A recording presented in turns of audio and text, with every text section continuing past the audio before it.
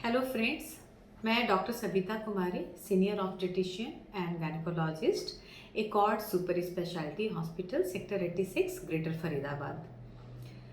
आज का जो हमारा विषय है वो बहुत कॉमन है और ओपीडी में महिलाएं हर ग्रुप की महिलाएं, हर एज ग्रुप की महिलाएं उस प्रॉब्लम से कहीं ना कहीं अफेक्टेड होती हैं मोस्टली, और उनका बहुत सारा उस प्रॉब्लम से रिलेटेड क्वेश्चन होता है। वो है ओवेरियन सिस्ट। तो ओवेरियन सिस्ट क्यों, उनके मन में सवाल होता है कि ओवेरियन सिस्ट क्यों बनता है और ये बनता है, ये किस किस तरह का हो सकता है, डिपेंडिंग अपॉन पेशेंट्स एज, ठीक है, और फैमिली हिस्ट्री, कुछ केसेस में स्पेशली ओवेरियन कैंसर में की स्थिति में, और ये ओवेरियन सिस्ट क्यों बन जाते हैं इस तरह के, और अगर ये ओवेरियन सिस्ट बन गए तो ये किस तरह से उनके रिप्रोडक्टिव एज ग्रुप में हैं, यानी जो महिलाएं प्रजनन की क्षमता रखने वाली हैं वो उनके फर्टिलिटी को, प्रेगनेंसी को किस तरह से अफेक्ट कर सकती हैं। ये कुछ सवाल हैं। ये एक वीडियो में संभव नहीं है, इसका दूसरा पार्ट भी दूसरे अगले वीडियो में मैं बताऊंगी। तो सबसे पहले जान जाएं कि ओवेरियन सिस्ट क्या होती है। कई बार ये जैसा कि इसके ओवेरियन सिस्ट को जानने के लिए हमें यूट्रस यानी बच्चेदानी और ओवरीज, जो कि दो होती हैं एक महिला के शरीर में, जिसको अंडाशय भी कहते हैं।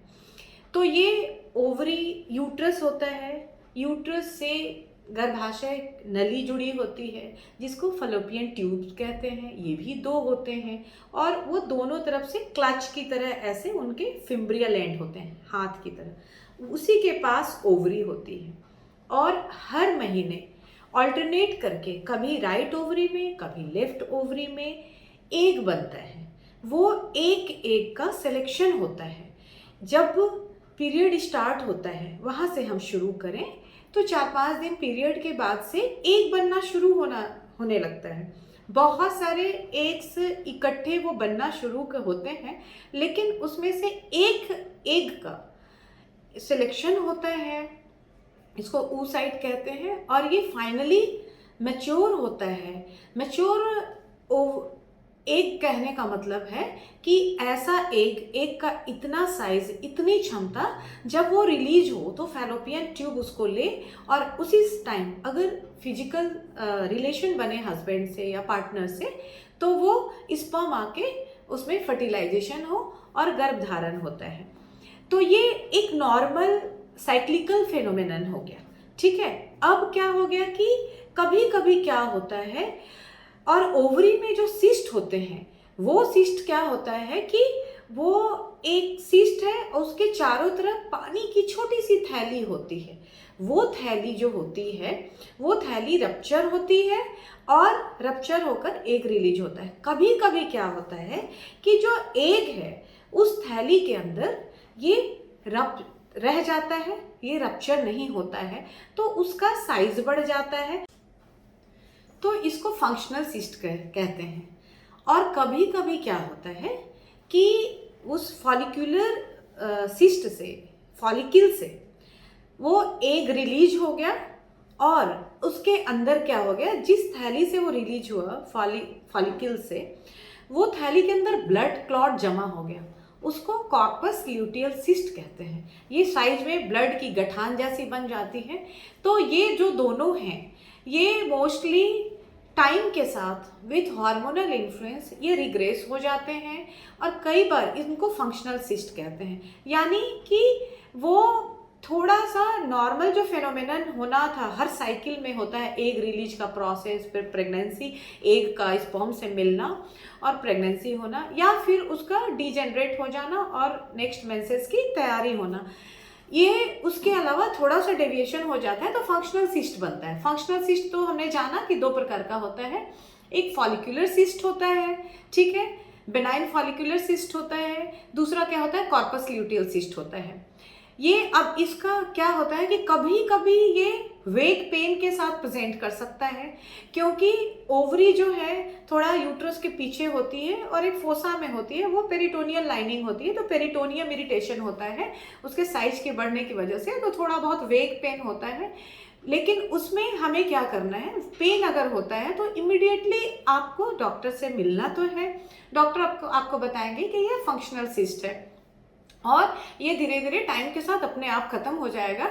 इसके लिए कुछ विशेष ट्रीटमेंट की ज़रूरत नहीं होती है, आपको थोड़ा सा रेस्ट और थोड़ा माइल्ड एनाल्जेसिक डॉक्टर प्रेस्क्राइब कर सकते हैं, घबराने की बात नहीं होती है, ठीक है। और सोनोग्राफी आपको एडवाइस कर सकते हैं, तो सोनोग्राफी में इसका बिल्कुल पिक्चर जो होता है क्लियर सिस्ट की तरह, सिंपल सिस्ट की तरह दिखेगा। कॉर्पस ल्यूटियल सिस्ट होता है, हेमरेजिक सिस्ट की तरह दिखता है। लेकिन अगर यही सिस्ट वाली प्रक्रिया अगर आपके पीरियड ओवरड्यू के साथ है, तो इस तरह का कोई सा, ये हम लोग इसलिए बुलाते हैं कि आपको खुद से नहीं समझ लेना है कि फंक्शनल सिस्ट है, अरे ये तो ऐसे होता है, इसमें बताया गया है वीडियो में। कई बार क्या होता है कि वो सिस्ट किसी और रूप की सिस्ट होती है, जिसमें सिस्ट हो सकता है, और अगर रिप्रोडक्टिव एज ग्रुप में है, जो महिला में प्रजनन क्षमता है, तो एक्टॉपिक अर्ली एक्टॉपिक प्रेगनेंसी जो होती है उसका भी प्रेजेंटेशन इस तरह का हो सकता है। इसलिए वो एक्टॉपिक प्रेगनेंसी ना मिस हो जाए, या आगे आपको बताऊंगी ओवेरियन टॉर्शन का नेक्स्ट वीडियो में। तो वो क्या होता है कि कई बार वो अर्ली टॉर्शन में भी इस तरह से होता है, जो कि एक्टॉपिक प्रेगनेंसी और अर्ली टॉर्शन वाला जो ओवेरियन सिस्ट होता है उसमें इमीडिएट मैनेजमेंट की ज़रूरत होती है। इसलिए आपको फंक्शनल सिस्ट मानकर, ये जस्ट जानकारी के लिए है, आप घर में ना बैठें, आपको डॉक्टर से मिलना है, सोनोग्राफी कराना है, कुछ लैब टेस्ट अगर वो प्रेस्क्राइब करते हैं तो वो भी ज़रूरी होता है, वो कराना होता है। फिर दूसरे तरह का, उसके बाद ये तो फंक्शनल सिस्ट हो गया कि नॉर्मली हर महीने ऐसा चेंज होता है, वही कभी साइज में बढ़ गया, जिसके लिए स्पेशल ट्रीटमेंट की ज़रूरत नहीं होती है, हमने बता दिया। दूसरे तरह का सिस्ट क्या होता है, वो सिस्ट होता है ओवेरियन सिस्ट, मतलब जो ट्यूमर होता है, एक्चुअली ओवेरियन ट्यूमर कह लें उसको। ये दो तरह का होता है। ओवेरियन ट्यूमर एक बेनाइन होता है, दूसरा मलिग्नेंट होता है। मलिग्नेंट मीन्स कैंसर, ठीक है। और तो जो बेनाइन होता है, जो हमें बहुत वैरायटीज़ की होती हैं, लेकिन हमें किस चीज़ पे इम्पोर्टेंस देना है, क्या जानना है, जो दो वैरायटी बहुत इम्पॉर्टेंट है। एक तो है कि वो है आपका, दोनों का अलग अलग प्रेजेंटेशन होता है। एक जो यंग गर्ल्स में होता है, इवन टीनेजर्स में भी होता है, रिप्रोडक्टिव एज में हो सकता है, और ये पीरियड बंद होने के बाद भी हो सकता है, मेनोपॉजल लेडीज में भी हो सकता है, ये किसी ग्रुप में हो सकता है। तो ये मोस्टली जो यंग एज में होता है वो है डर्मोइड सिस्ट होता है।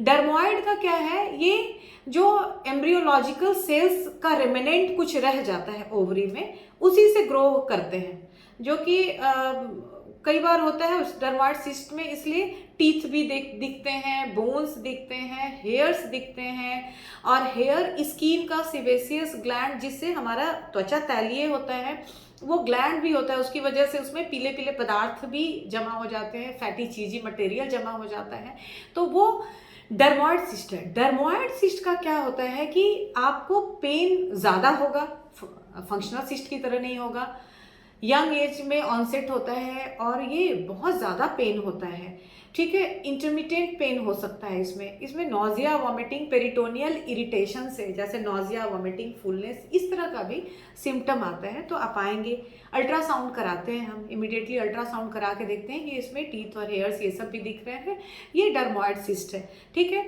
डर्मोइड सिस्ट क्यों जानना ज़रूरी है, स्पेशली यंग गर्ल में, मदर को मैं अलर्ट करना चाहती हूँ। एक केस सिनेरियो मैं डिस्कस करूँगी अगले वीडियो में, कि डर्मोइड सिस्ट की खासियत ये है कि ये सिस्ट जो होता है, ये हेवी वेट की वजह से क्या होता है, यूट्रस से के पीछे सरफेस की तरफ ऊपर पार्ट से इसका पेडिकल निकलता है, ओवेरियन लिगामेंट होता है, उसी से उसकी खून सप्लाई होती है। ये कई बार वेट की वजह से उसमें टॉर्शन हो जाता है, और इतना एक्यूट पेन होता है कि उस बच्ची बेड पे टॉस करना शुरू कर देती है। तो उस समय इमिडिएटली उसका ट्रीटमेंट होना ज़रूरी है। उसके उस पेशेंट आती है, जैसे ही पता चलता है डर्मोइड सिस्ट है, ये डर्माइड सिस्ट आगे चल के रेयर केस में कैंसर में भी मोस्टली ये बेनाइन होता है, लेकिन कैंसर में कन्वर्ट हो सकता है। डर्माइड सिस्ट को हम छोड़ नहीं सकते हैं। ये टॉर्शन और उसके बाद पूरे ओवेरियन टिश्यू का नेक्रोसिस के भी चांसेस होते हैं। तो इसमें हमें क्या करना है, इमिडिएटली लैप्रोस्कोपी से डर्माइड सिस्टेक्टमी करते हैं, जिसको लैप्रोस्कोपिक डर्माइड सिस्टेक्टमी कहते हैं, जिससे कि जो हेल्दी टिश्यू होती है उसको सेव भी हम कर सकते हैं। सिर्फ हमने सिस्ट हटा लिया और उसको सेंड कर देते हैं, और इस तरह से क्या होता है कि इसका ट्रीटमेंट होता है। इसका ट्रीटमेंट सर्जिकल ट्रीटमेंट ही पॉसिबल है।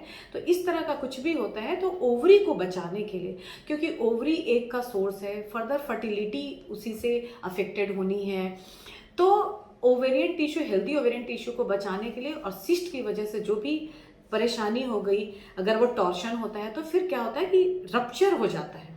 टॉर्शन हुआ, ठीक है, टॉर्शन हुआ तो सबसे पहले उसका ब्लड सप्लाई हुआ, फिर वो ब्लैक होने लगता है और सिस्ट इतना टेंस हो जाता है कि रप्चर हो जाता है। जब रप्चर हो जाता है तो केमिकल पेरिटोनाइटिस हो जाती है, सेप्टिसीमिया हो जाता है, इन्फेक्शन हो जाता है। ये इन्फेक्शन वाइटल्स ऑर्गन को, लंग को, हार्ट को, इवन ब्रेन को अफेक्ट कर सकता है, और ये मरीज मतलब कोमा में भी जा सकती है ब्रेन में सेप्टिसिमिक शॉक होने की वजह से। तो ये बहुत सीरियस कॉन्सिक्वेंसेस हो सकता है, इसलिए आपको इमिडिएटली कंसल्ट करना है। और उसके अलावा और क्या होता है कि एक चॉकलेट सिस्ट होता है, एंडोमेट्रियोसिस में होता है, जो मोस्टली इनफर्टिलिटी से अफेक्टेड होता है। इसमें भी पेन बहुत ज़्यादा होता है।